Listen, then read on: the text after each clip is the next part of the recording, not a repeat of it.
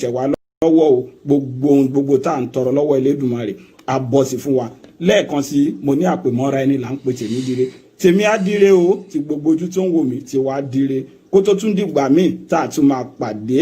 Ire lójú owó ń rí o, ire là máa rí, ire o. Yes, thank you guys. That was a fantastic, brilliant. You see,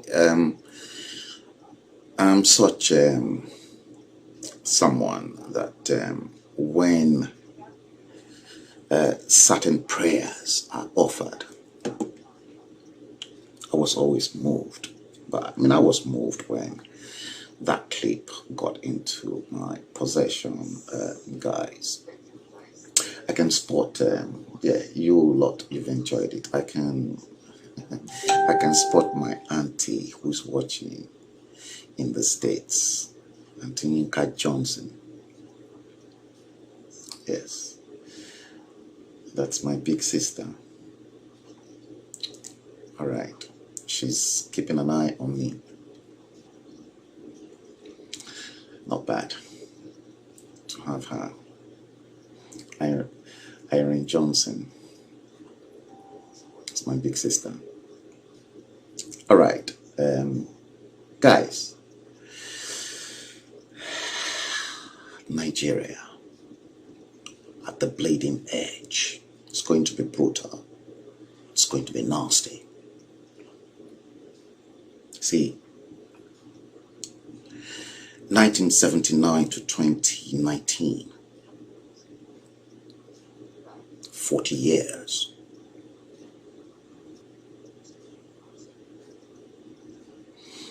If you are a Nigerian and if you honestly, in your hearts of hearts, say to yourselves that between those years, 1970, I want you to please name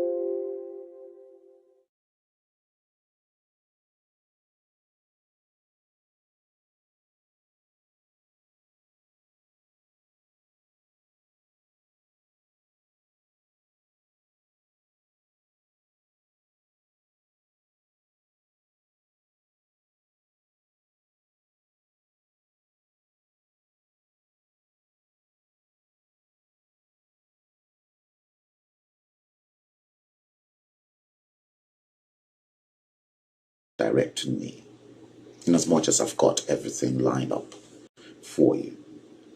Thank you, Olayomi Koiki.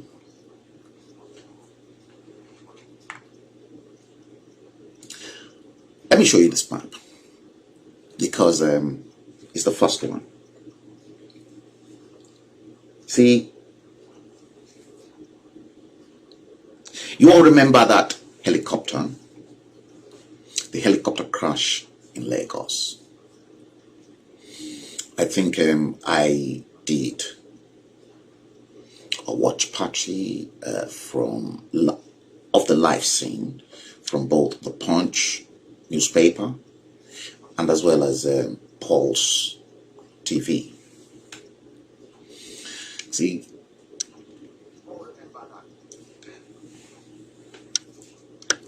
some of you will remember equally that Femi Fani-Kayode was equally in a rough fight. That's the best way of describing it. He was in a rough fight with another journalist. what then happened was that a handful of those journalists that were present, because I know Lagos very, very well, and I think where that helicopter crash happened, I'm glad that my big sister is watching the show in the States, Irene Johnson, because she lived not too far away from that place in Okpebi. Very beautiful woman, that my sister, very beautiful woman. And she was a former beauty queen as well. Very beautiful woman. Journalists were describing Ikeja, that part of Okpebi, as southwest of Lagos. And I said, these journalists, do they really need to be retrained? Because it seems right from primary school, I can easily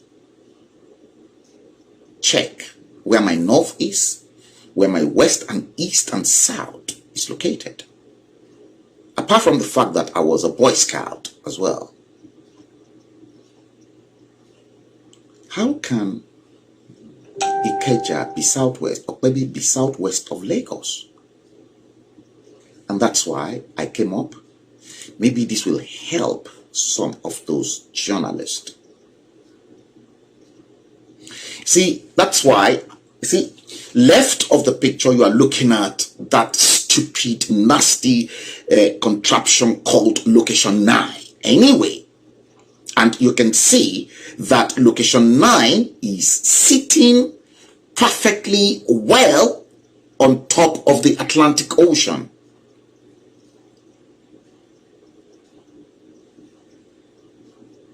You can see that.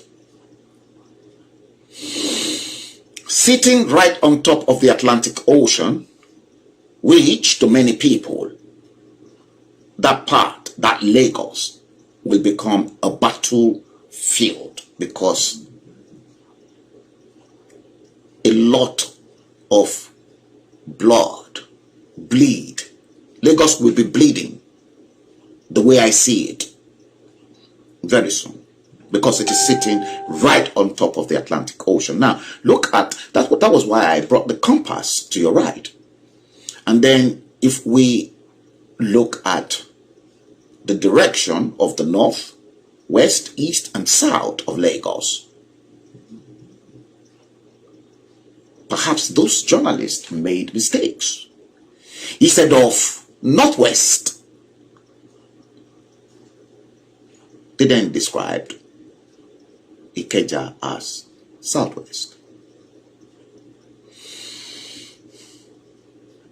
Perhaps where the accident occurred, it could be southwest of Okpebi in Ikeja.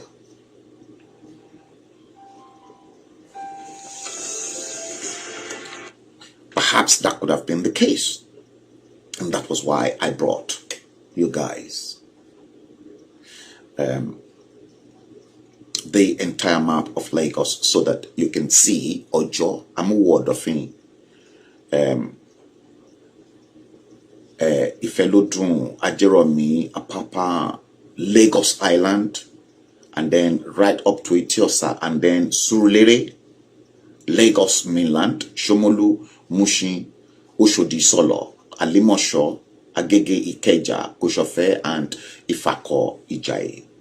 And the moment you get to Ifako, Agege, Ifako Ijaye, then you are going up to Ogun State. You're practically, indirectly leaving Lagos gradually to enter into Ogun State.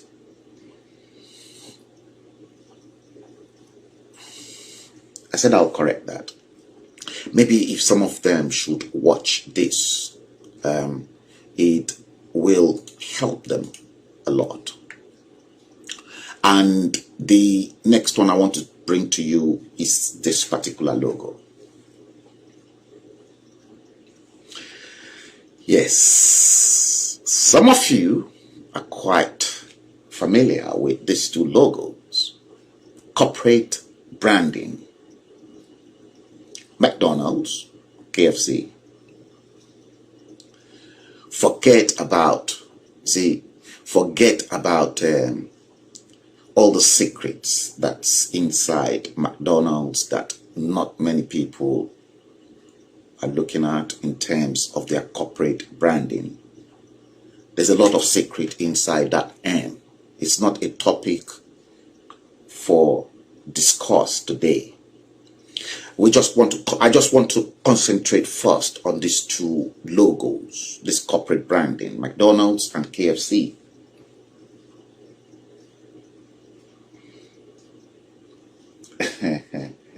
Very familiar here today showed me said their geography is very poor.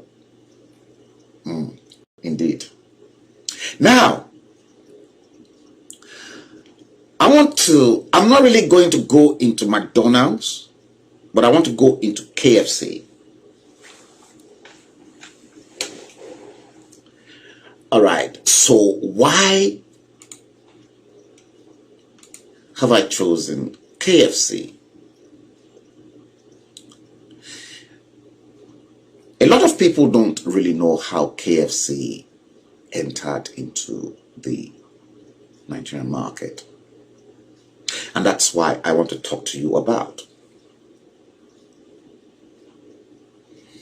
See, the moment Kentucky Fried Chicken entered Nigeria, McDonald's was equally making their own break into the Nigerian market.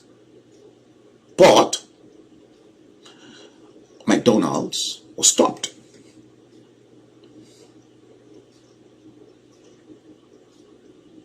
These are some of the things that were not said to you. And that's why, guys, if I travel to Nigeria,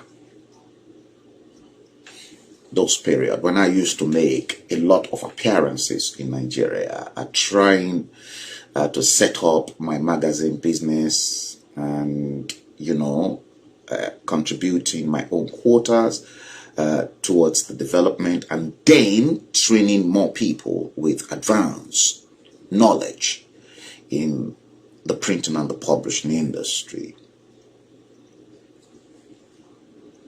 Now, I said 1979 to 2019, 40 years. What? Search your heart. What have you benefited, or what has Nigeria done for you in 40 years? See, McDonald's and KFC, Kentucky Fried Chicken. Now, why don't you ask yourselves, why was KFC brought to Nigeria and McDonald's denied to break into the Nigerian market? Have you ever asked yourselves? See, those days I had two sales girls working for me, Yabo Yonda and Joke Aditui. But because they've never done any field work, especially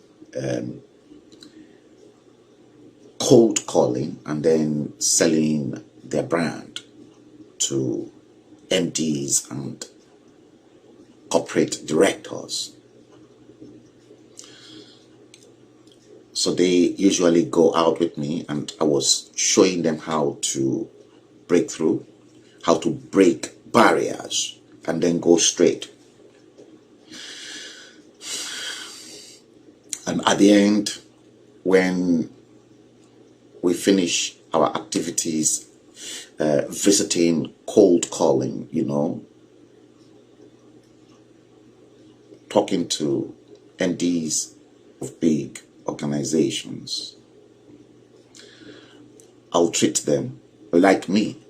Me, it's either I go into Olaya in Akerele or Ilasamaja because I love Amala and I love all those food. But KFC, They wanted KFC, so I'll treat them. And then they'll say, oh, Oga, you're not eating KFC. I said to them, KFC, me, chop Nigerian KFC over my dead body.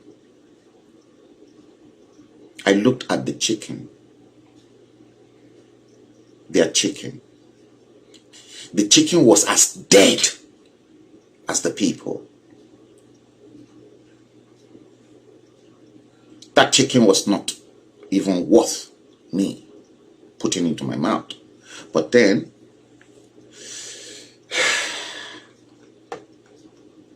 I'll treat them to it. And when they are treated, they love it. See, very expensive as well.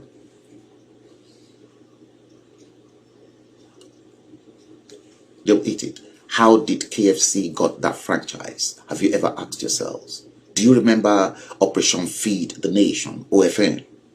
Operation Feed the Nation later turned to Obasanjo Farms Nigeria, OFN. Obasanjo Farms Nigeria later turned to Temperance Farm.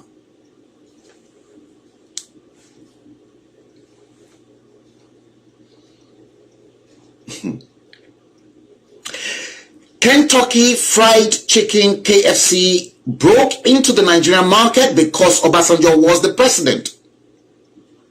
And by the way, I gathered from someone, rumors, not confirmed. This was rumors. I don't want you to lay claims to it. I gathered Obasanjo is in the UK permanently, and he's been in the UK for a while. Rumors. So when he was president in 1999, KFC came to Nigeria because of Obasanjo's chickens in his farm. McDonald's wanted to make a breakthrough. Obasanjo blocked McDonald's because he hasn't got any cows for beef burger. Yeah, thank you. Olufumilari to show me. Lizzie Azu, thank you. That's why you've got KFC. It was a business KFC had to make a business deal with Obasanjo's farm that they can only buy Obasanjo's chicken and no other chicken from any other farms in Nigeria.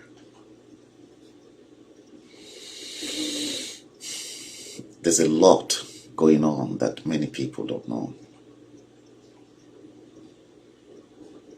So when next you travel to Nigeria and you eat Kentucky Fried Chicken in Nigeria, the chicken you are eating happens to be Obasanjo Farms chicken, because Obasanjo made sure that the franchise for KFC belongs to him and his chicken.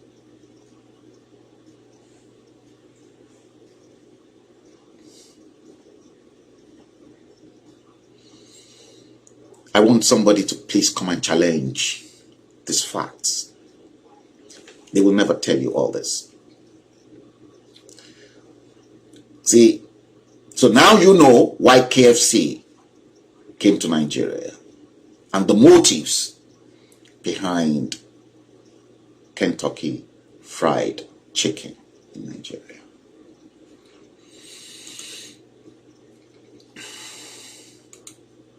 Which was why. See, 60 bloody odd years.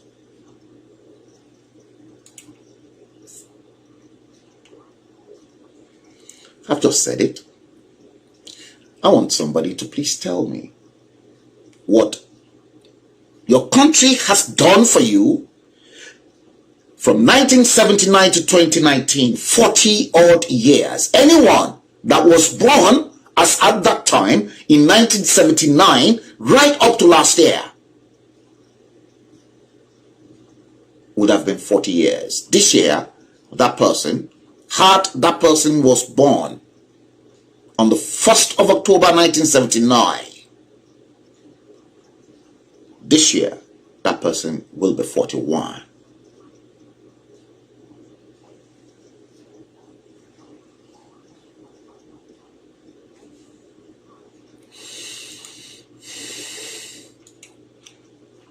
Who cursed Nigeria? That is not going to go away. This is what you get 60 years after. And all these Dambo robbers, all these maggots. These are the maggots. See, the top one, Sule Lamido. Nigeria is too weak to break. Who will break it? It's bleeding.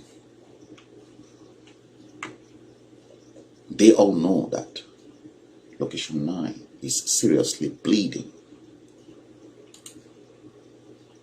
That one at the bottom, continue to slaughter them in southern Kaduna, all the Christians in southern Kaduna. That one at the bottom.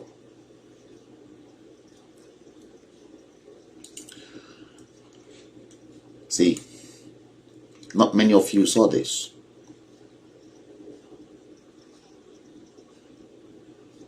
Not many of you saw this from 1999. I saw this from 1999.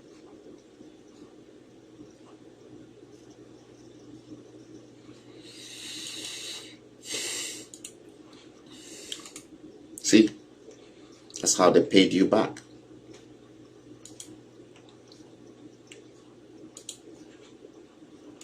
All of them lot.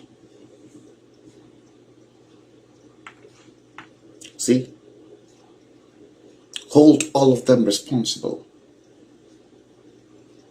for all your atrocities. Don't spare any one of them.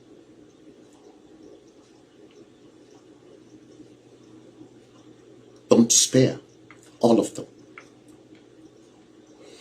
There's a lot more coming. Thank you, the Lala's coming. It's going to be brutal. See, how on earth?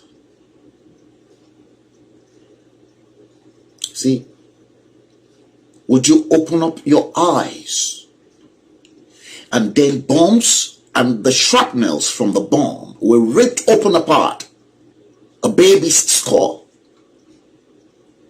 and you've got all these people leading you, and you think it is okay, and by ripping off a baby's skull, and you think your country is normal. You're not normal if you think your country is normal, and you continue to say you are a Nigerian, claiming to be a Nigerian when this is happening to you means you are stupid and you are a fool.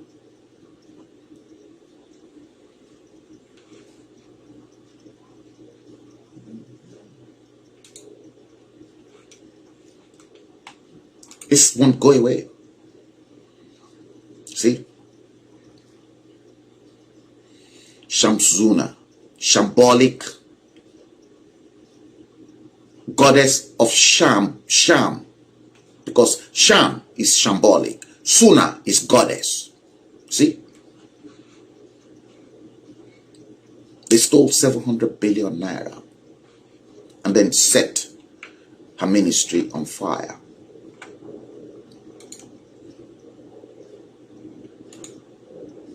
See,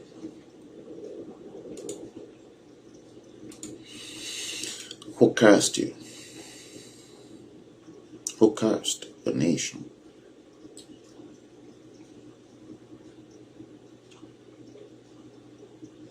See,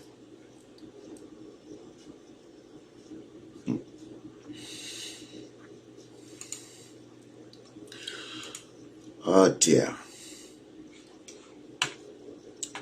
See, you've got leaders, and all this continue to happen.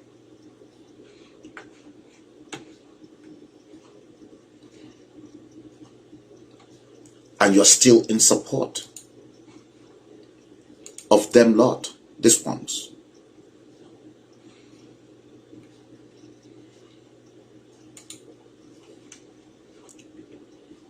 See? Look at the havoc. Insane havoc. Are you all normal? Are you normal?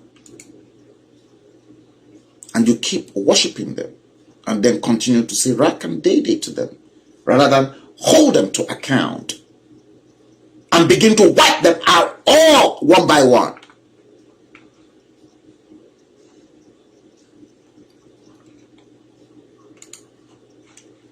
See, you can't get all this picture because they've deleted them from Google. But I've got them in the archives, that's why.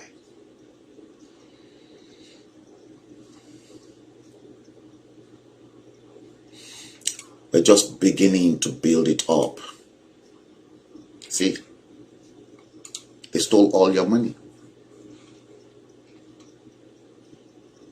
But that money they've stolen off you is nothing, because they will end up in the 6 feet. See? Look at the state of your nation. This is not Afghanistan. Abuja. And that was why I asked very politely, tell me exactly what that nation has done for you from 1979 to 2019, 40 years. What have you benefited from that nation? Looking at all these gory pictures.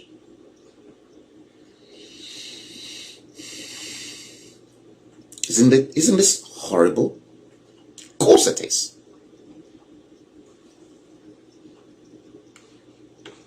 We're getting there.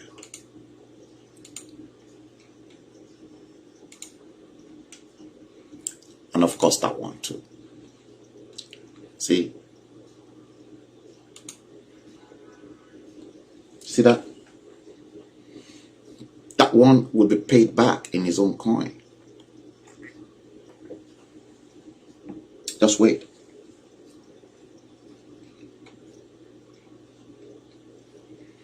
See? And that's why location 9 is upside down, because location 9 is bewitched by Baphomet.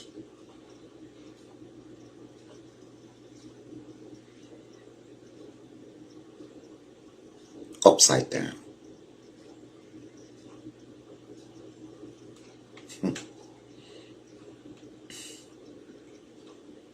See, it's going to get really nasty. See, you continue to worship them and then they continue to rip you apart. Look at all the beneficiaries of the fuel subsidy in Nigeria. They're still benefiting. There's still subsidy. But we're still coming back into that fuel problem, because that's part of what we are going to touch. See, oh dear me, God.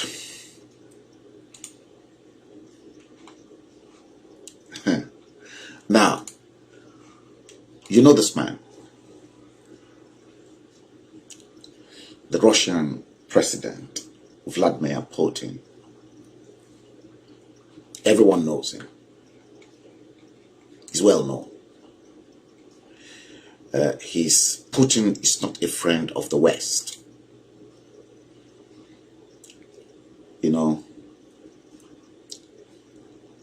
And he wants to play a part as well. in the emerging new order for the world. See, China wants to be part of it. In the new world order game, Putin wants to be part of it. Europe wants to be part of it. America wants to be part of it. And what is the purpose of the new world order agenda? The purpose of the new world order agenda is about Africa. Make no mistakes.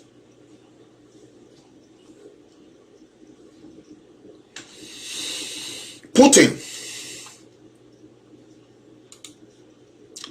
said, you can say it. Okay, first, let us look at all the countries in Africa. I've made everything very simple for you.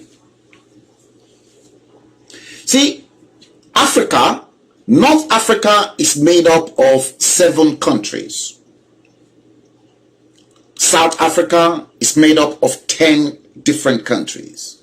West Africa is made up of 15 countries. And those 15 countries, you guys know, they're called ECOWAS, Economic Community of West African States. East Africa is made up of 14 countries in East, and Central Africa is made up of 9 countries. So altogether, in total, we've got 55 countries altogether in the entire Africa.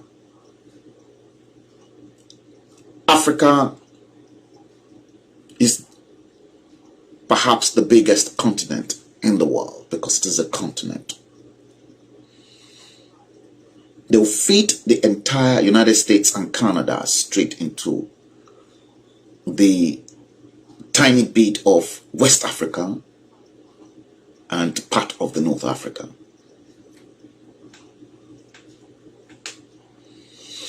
You see, that man, Vladimir Putin, I like him.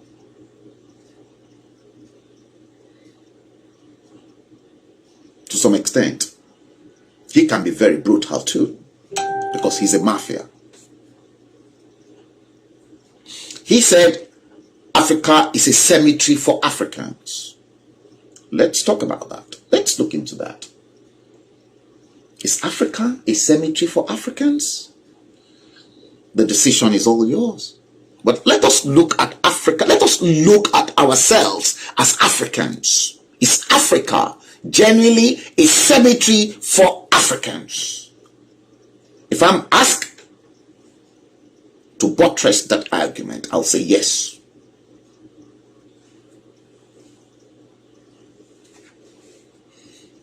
See, Putin then said, when an African becomes rich, his bank accounts are in Switzerland. He was right. It's not the first time. It's been on. Please go and ask all the Rotimi Amechis, the Rochas Okorochas. Go and ask the Robert Mugabes, the Jacob Zumas. All of them. An African travels to France and Britain for medical treatment. We've seen it. That's if that is your Muhammadu Buhari in Asorok, because some of you are still agitating that Muhammadu Buhari is alive. That let us assume. So the man doesn't even treat himself as well. His wife had a headache and had to be flown to Dubai to be treated for headache. An African invests in Germany and London. Oh yes. He knew exactly what he was talking about. See, many of you know Julius Berger. See, Julius Berger happens to be a German construction company.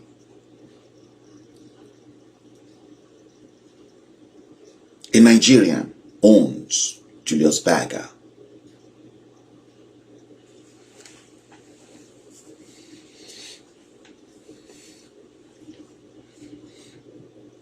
I'm not going to mention you the names.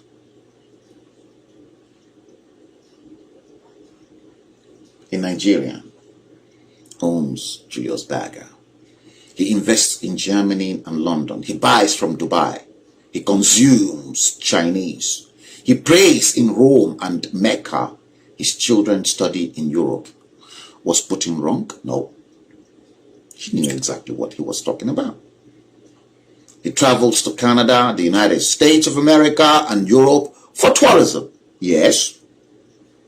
They still, in fact, Putin he forgot to include the fact that they steal, and they continue to steal from their people, only to bank them in the West. And if they all die, if he die, he will be buried in his native country in Africa. Let's look back. Umaru Yar'Adua, Guam, buried in the north. Abakiari, Guam, buried. Africa is just a cemetery for Africans. How could a cemetery be developed? How do you want to develop a cemetery? See, my very first show, my very first podcast, let me bring in my face.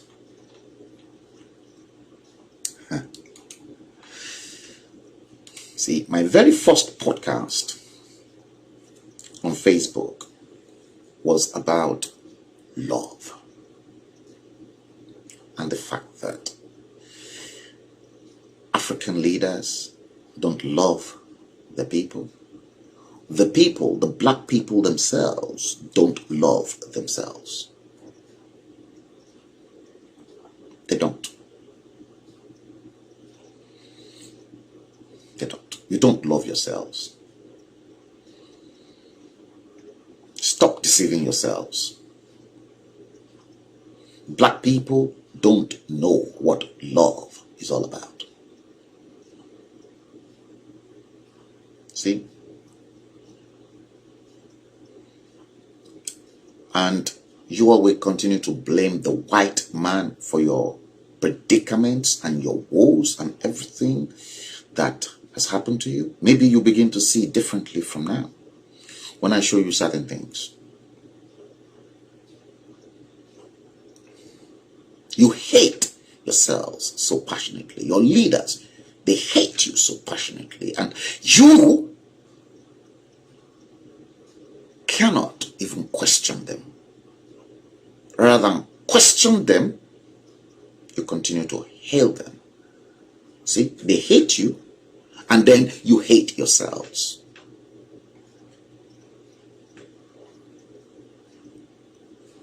Truth hurts. See, I love this guy too, David Cameron. Not because I'm a conservative. See, when David Cameron was the Prime Minister, you remember when he made that statement to the Queen, Her Majesty, when he was at the Buckingham Palace on his weekly audience with Her Majesty. And in that same meeting, the Archbishop of Canterbury and the Speaker, the former Speaker of the Green Chamber, the House of Commons, John Bercow, was equally in attendance. David Cameron said to Her Majesty the Queen that that particular day he was hosting Nigeria and Afghanistan, the two most corrupt countries in the world.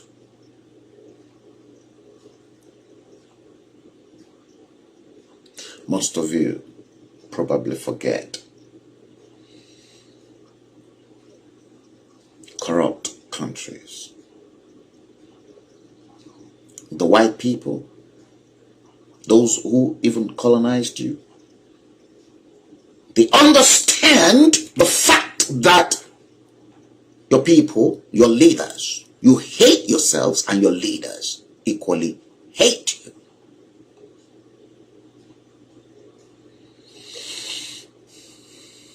They know the problem. David Cameron knew that problem.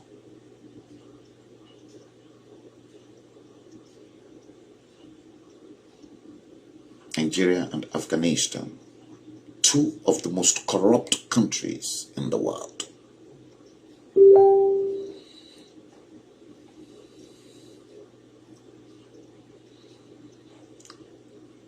And somebody just sent me a text message to say that he can confirm that Obasanjo has been in England for a while, but nobody knows. Secret. See, corruption. I'm not going to mention that person.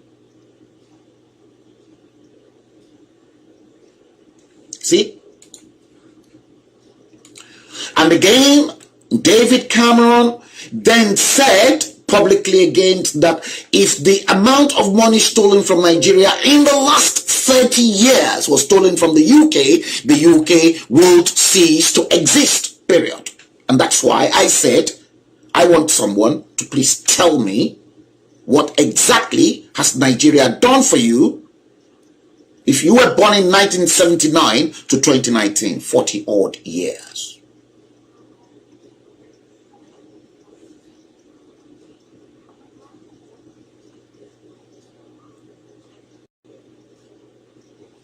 I'm still going somewhere.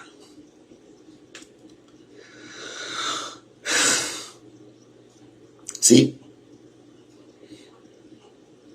David Cameron, when he was Prime Minister of the United Kingdom, serving as Her Majesty's Prime Minister. But no, if the amount of money stolen from Nigeria in the last 30 years was stolen from the UK, the United Kingdom would cease to exist. And that is why I'm saying that location 9 is at the bleeding edge of destruction.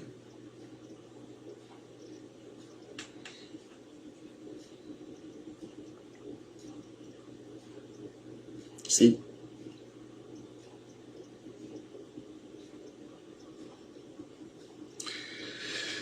Oh dear God. Good morning all. Oh, GK, Ejike, Okereke. You're watching from fantastic. Good morning to you. It is afternoon in London. It is just getting close to 2 o'clock London time, Greenwich Meridian time, GMT. And of course, British summertime. See, with that 1979, and that 1979 that I came up with, I want to show you something first, and then we're going to go into the nasty bit now. Watch. This clip is the clip of the Singapore airport, and what you will see is orderliness, even at the baggage collection. See, Nigeria is older than Singapore, way older than Singapore, but watch their airport in Singapore.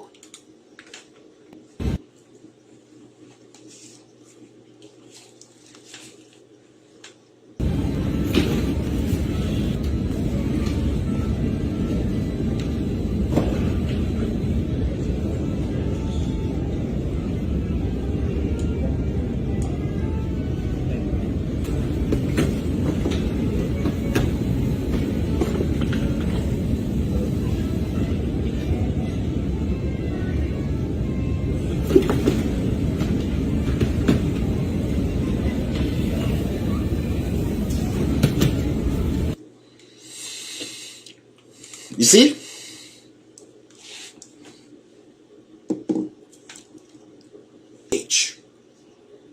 they were giving priorities to each and every one.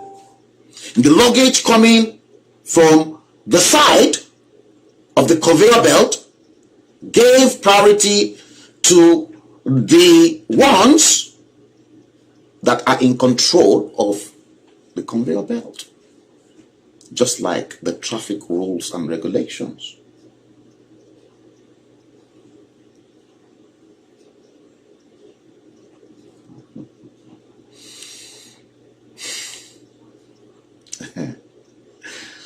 I can spot that comment, Lalala's comment. I can spot it.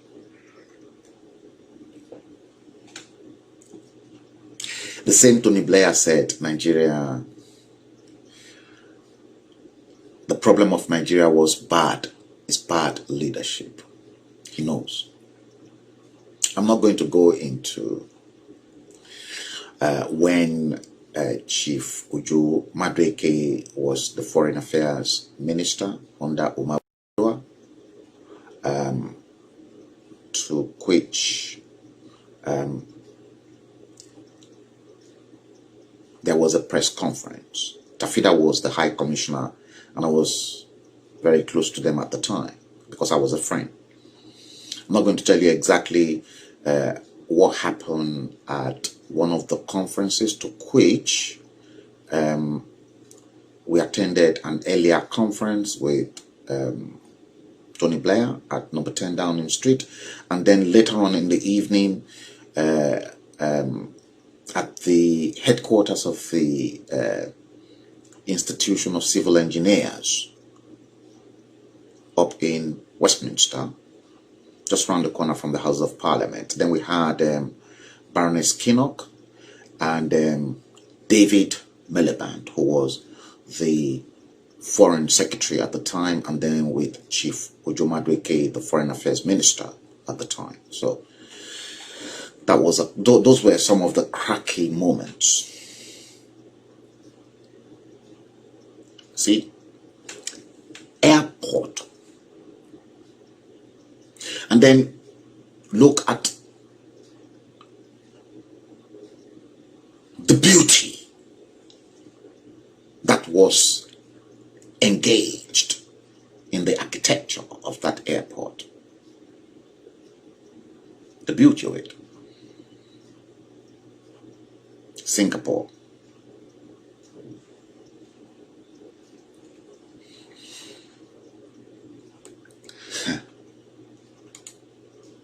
Now, compare that to your country. This one. This was when MM was opened, declared open by Obasanjo. This was the opening.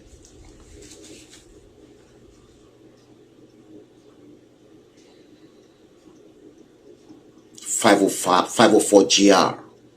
That was his official cabin. See? This was when Murtala Mohammed Lagos was declared open. In a few aspects of our national endeavor, is the pressure for modernization so intense today as in our aviation industry? Those involved in or familiar with the industry know that aviation is a growing, fast-changing, and time-saving industry. It is an important and functional aspect of national development which no country can.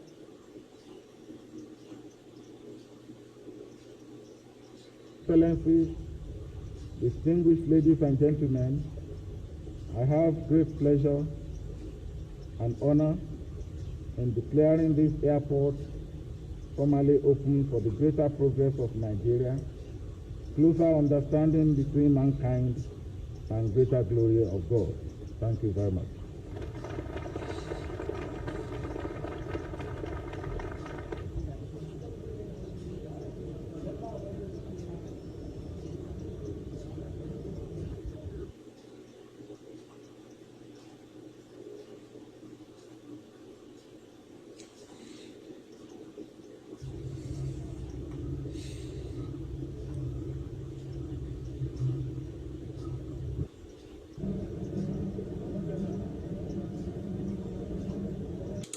See, that was Murtala Mohammed Airport, Lagos, declared open by Obasanjo in 1979. And that airport, for your information, was constructed by Strabag. I know quite a lot because you all know that my late father was a chartered civil engineer, town planner, so I know quite some of the biggest constructions in Nigeria. I know quite a lot about them. That was in 1979. In 1979, when that airport was constructed, when it was declared open, constructed by Strabag, it was of international standard at the time, to the extent that it was designed for Concorde to land as well, the supersonic jet at the time. This same period I was talking about, guys, look, talk of everything in Heathrow was there because there was car park. There was long-term car park at that same airport that you've just watched, and short-term car park. Long-term for those that would want to park their car, maybe for weekend, that they're flying to America or to Europe or to England on a Friday, and they're coming back Sunday night or Monday morning. They'll just park their car in the long-term car park. You don't. Everything is gone.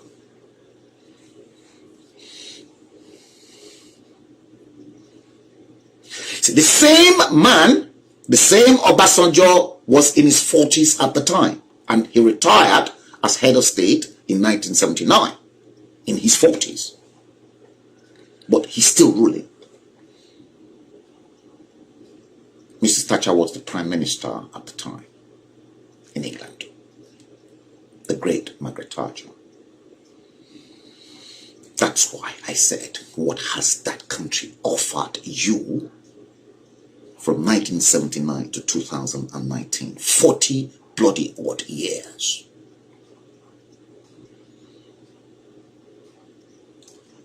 Okay. We're coming, Olaiwola Matthew. We're coming to the nasty bit. The nasty bit is on its way. Now, watch this.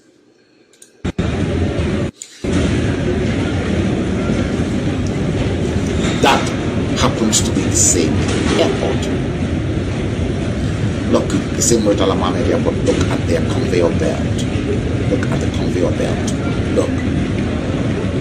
Look at the conveyor belt.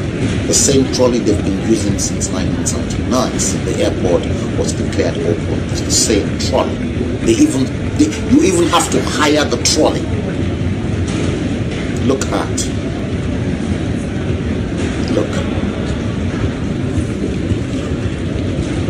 See? That is your airport. Murtala Mohammed Airport.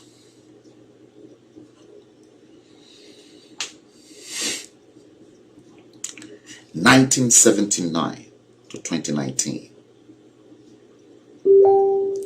Your Murtala Mohammed Airport literally was 40 years last year. So what has Nigeria offered you? Now you arrive at that airport. Right from that moment, you are disembarking from the aircraft. The smell of that airport alone will kill you.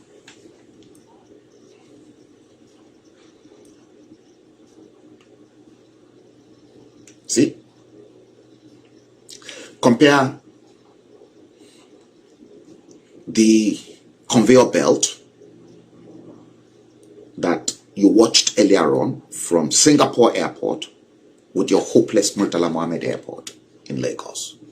It's not a hopeless airport.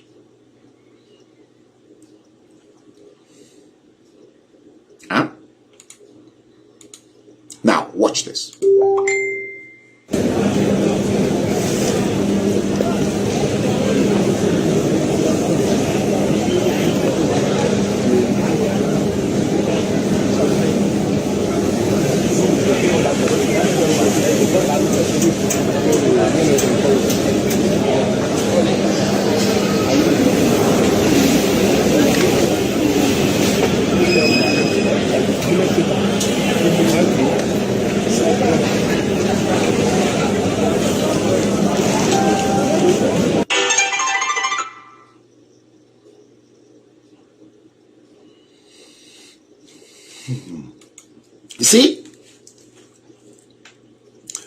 departure lounge of the same Murtala Mohammed Airport.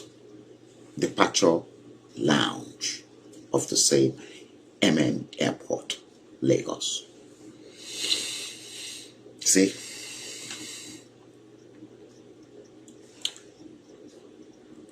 See?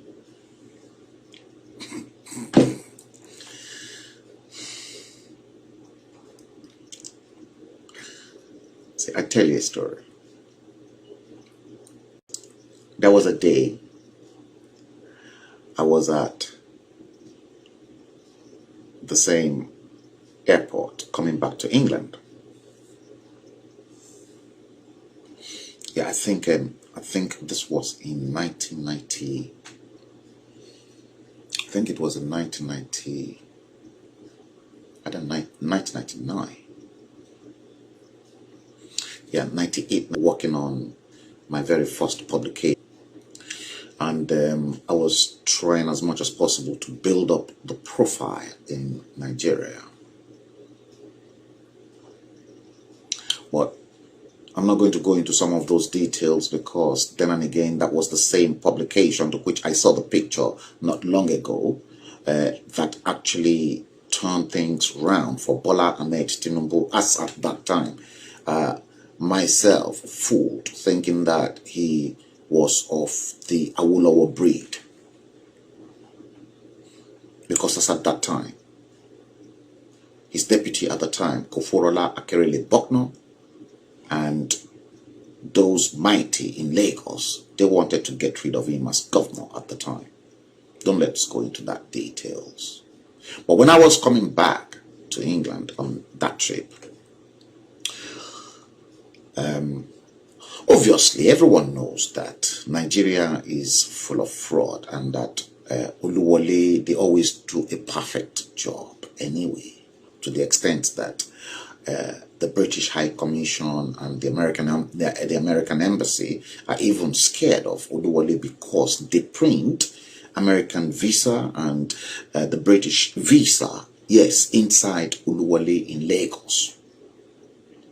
Dre, hi. So as I was like I told you guys, I used to obtain visas from the Nigerian High Commission to travel to Nigeria because of the risk that has been involved in my work as a journalist. And each and every time I arrive in Nigeria, the first point of call for me is usually the British High Commission, so that they know that I am in that country because of the risk I have to take in case I'm arrested. So I'll register myself, and sometimes I'll drop my passport, and when I'm ready to travel back, so I'll just go back and then collect it. So that day,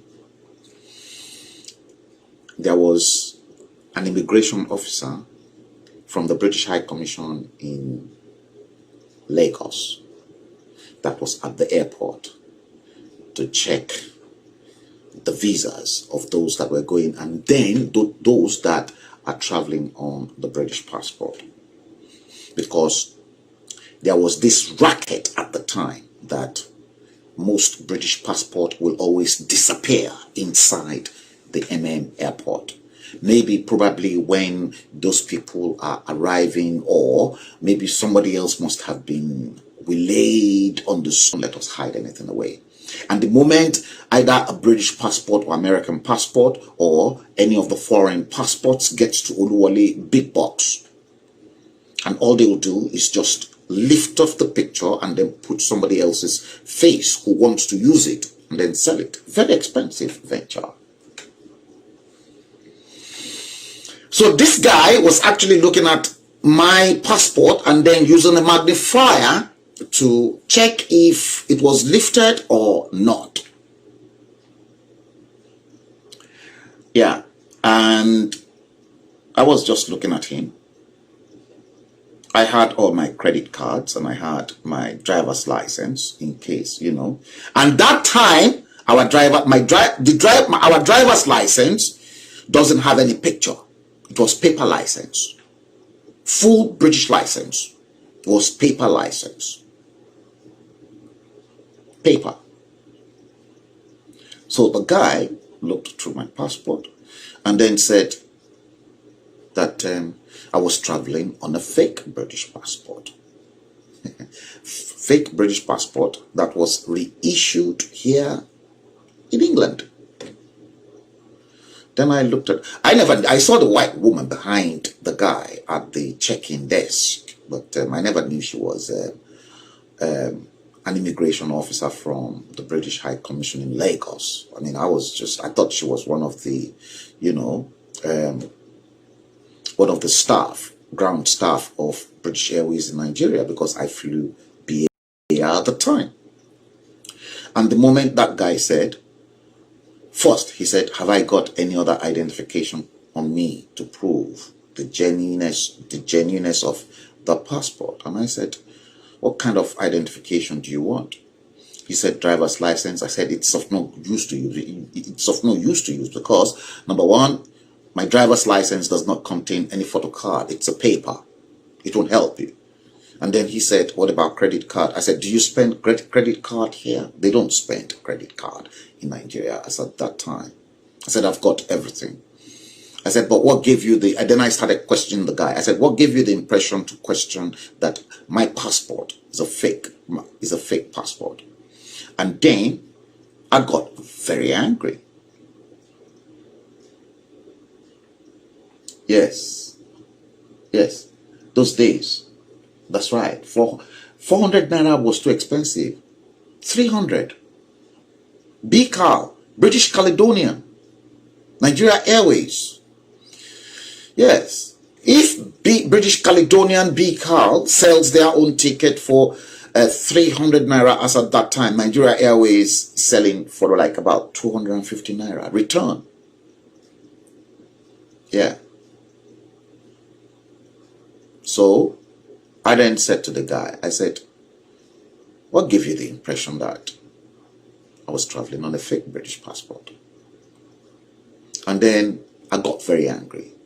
Then I started some of the worst effing word that you can ever think of in this world.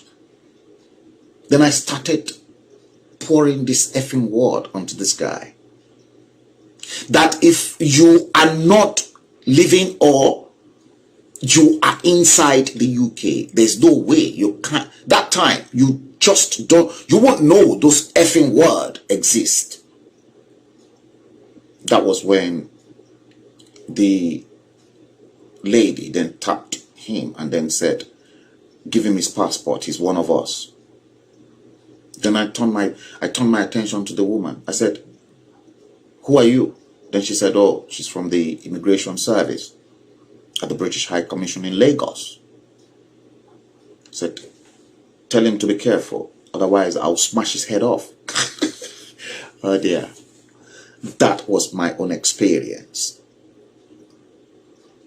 See, that was an experience because Nigerians, when they attack you, your passport, when they nick, look, even in hotels, look, those coming to clean your hotel can equally nick your passport and then it will end up in Oluwole.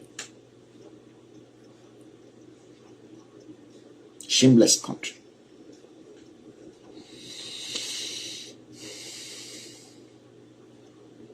Yeah, that's right, lazy. See? Watch this.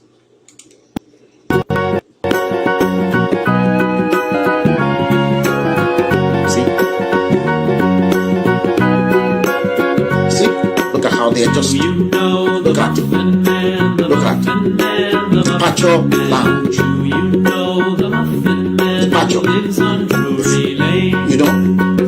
They check in everything. Look. Look at that useless police officer there. Look, he's on the phone. Look at them. Very hopeless nation. Very, very hopeless. Look at them.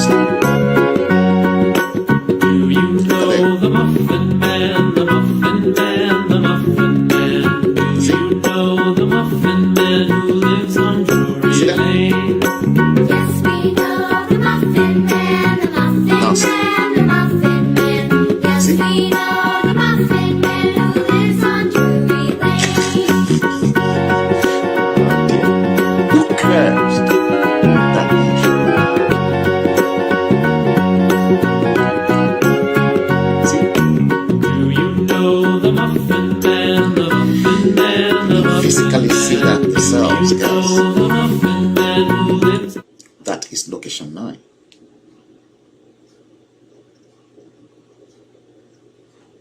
Location 9.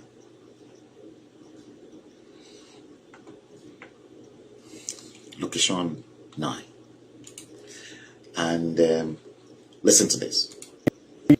Using President Trump today questioned why the United States would allow people from Haiti and Africa into the country, describing those places using an expletive while suggesting people from Norway might be more acceptable. He reportedly made the comments during a White House meeting with a bipartisan group of senators. The White House tonight is not denying the president made the remarks. Now, we want you to know our report includes that expletive once so that you can hear the complete quote for yourself. And of course, it may not be appropriate for some of our younger viewers. NBC's Peter Alexander has details. The president tonight apparently uncorking another astonishing statement, complaining to lawmakers in the Oval Office about protections for immigrants. Why do we want these people from, quote, all these shithole countries here? According to a Democratic aide familiar with the conversation, Mr. Trump was referring to African nations and Haiti, before suggesting the U.S. should have more people from places like Norway, whose prime minister he met yesterday. A White House spokesman tonight not denying the president's words, but saying certain Washington politicians choose to fight for foreign countries, but President Trump will always fight for the American people. It comes as lawmakers try to hammer out an immigration deal, with time running out for hundreds of thousands of young undocumented immigrants called dreamers. The crass remark. Was he wrong? Was Trump wrong to call Africans? He was not referring to just ordinary Africans that are hard-working and who speak the truth. He was probably referring to all your leaders, that they're shithole. In fact, in the same agitation for the Yoruba nation, some people are equally shithole in the UK. There are so many shit